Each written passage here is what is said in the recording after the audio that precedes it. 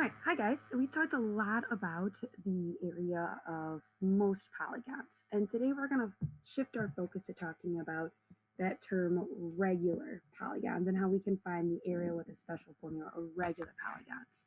Now, a reminder, a regular polygon is a polygon that has all the same sides, all the same angles, so it's equilateral and equiangular.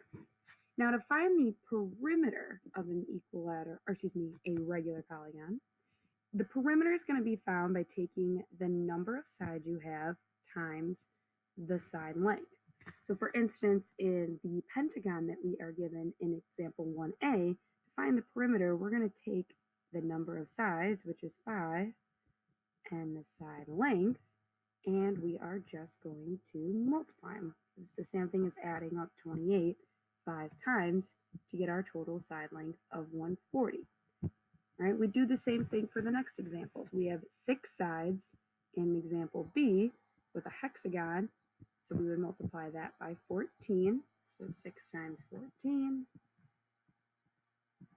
we get 84. And same thing with the last one with the octagon, 8 times 23 to get the perimeter there. Now, where is this all related to? Because again, the name of the game today is finding the area of these regular polygons. Well, it's all going to be based on this vocab word here, apothem, or apothem. Sometimes you'll hear it pronounced. And with the apothem here, it's the perpendicular segment from a midpoint of a side to the center of the polygon. So notice on the example here, we have the apothem right there, and then it's the perpendicular bisector of a side of the given hexagon. Okay, so if we were to, for example, to draw in an apothem, one we could draw in would be right there. Okay, this would be our apothem. Now, this is going to act again as the perpendicular bisector of a side. So we know we're creating a right angle. We know we're cutting our side length in half. Now, another important thing to note when we are doing these problems is that we can draw in equilateral triangles all the way around this, or congruent triangles in this case, all the way around. And officially we can draw in 6 of them because there are 6 sides. So this is going to go for all of our regular polygons. We can draw these in. Well, the angle right here, this central angle here, how do we find how many degrees that angle is? Well, we would take 360 divided by the number of sides, okay? Now, an even more important piece to this is being able to get this little angle right here. How do we get the measure of that? Well, then you're going to take that angle measure and divide it by 2 to get the littler angle. Okay, so this is how you find the little angle inside there. You take that angle measure, divide it by 2. Where does all this end up heading for? Well, this is the big formula of the day. It's called half-ap.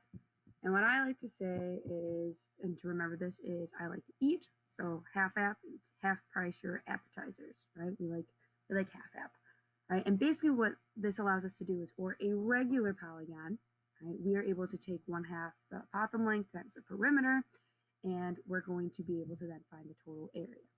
So as long as you have the apothem, as long as you have the perimeter, you're going to be able to find the overall area of your figure. So in the first given example here, we have an regular octagon, so an 8-sided figure. Its side length is 7, and it's got an apothem length of 8.4. Well, the nice thing here is they're giving us little a. It's 8.4 meters. The key here, though, is to figure out what that perimeter is, because if we have an octagon, it's an 8-sided figure, and then we're going to multiply it by that side length of 7. So our total perimeter then is 56. So to get our final area, 1/2 apothem times perimeter, and we type that in, we have 0.5 times 8.4 times 56. You get your total area of 235.2, and in this case, meters squared. Again, it's area, so it's your units squared. Right. Now, this gets slightly more challenging when they don't give you that apothem length, okay? Because again, we need 2 things. We need apothem, we need perimeter. And notice on this octagon here, we don't have either one. Now the perimeter is going to be not so bad to find because we have 8 sides and each side length is 8. So we have a total perimeter of 64. But we don't know what this poppin length is, right? That's the question here. So what we need to do is we're going to call upon our old pals SOHCAHTOA here, because we can find this central angle value by doing 360 divided by 8. So 360 divided by 8 is 45. And then if we divide that value by 2, what we're going to see is that each of these two little angles here are 22.5. Okay.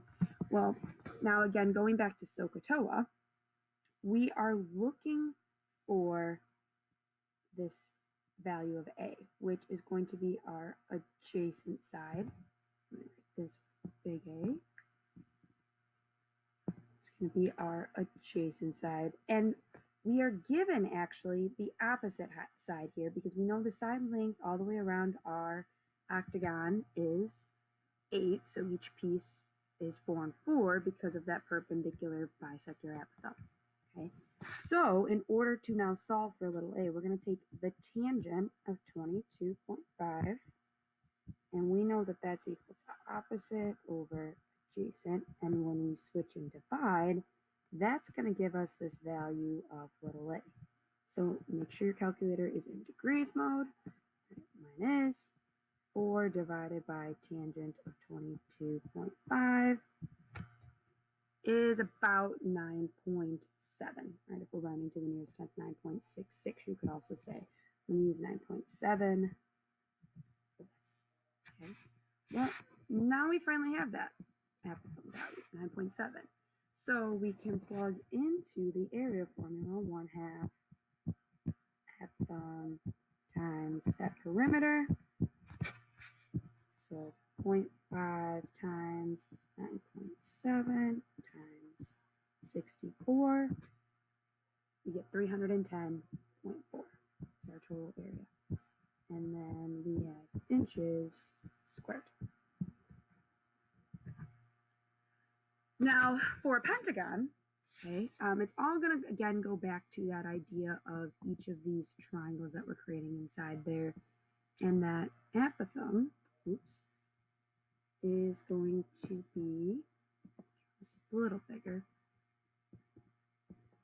going to be here. And again, it goes back to that idea of, okay, if my whole side length is 12, these would each be 6 and 6, and we again need to use SOHCAHTOA in order to help us find what that apothem length is. Now, side note, perimeter here, if our pentagon has 5 sides and each side is 12, perimeter is 60.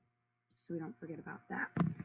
Right. Now, again, to find our central angle, we're going to take 360 divided by the number of sides. So that's 72. And then to find what each of them are, we're going to get 36 and 36. So we know these guys are both 36. Now, again, SOHCAHTOA, we're going to be using tangent again because we have opposite and adjacent. We're using tangent pretty much for all of these to find A. So tangent of 36 equals opposite over adjacent. Switch and divide. A is going to equal 6 divided by the tangent of 36, which is 8.3. So now again we have little a, and when we plug this into the formula, 1/2 apothem times perimeter. This time we have a total value of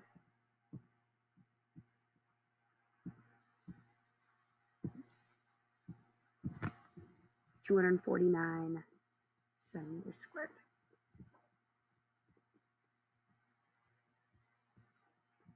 Last type of example that you will see a lot involving this type is a hexagon problem. And again, we're going to be needing that little triangle inside of the hexagon. And notice they're giving us a side length of 18. So overall perimeter of our hexagon number of side times side length. So 6 times 18 is 108. Well, from here, if we, again, are looking then for our pal little a, hepthumb, our side length is 18, so these are 9 and 9. And to find the central angle measure, divide by the 360 by the number of sides. And then when I do that, we want to cut it then in half so that each of them you'll see are 30. Now, the interesting thing about this particular one, to find little a, you are more than free to start solving for little a the way we have been. Okay, you would take 9 divided by the tangent of 30, and notice you get about 15.6.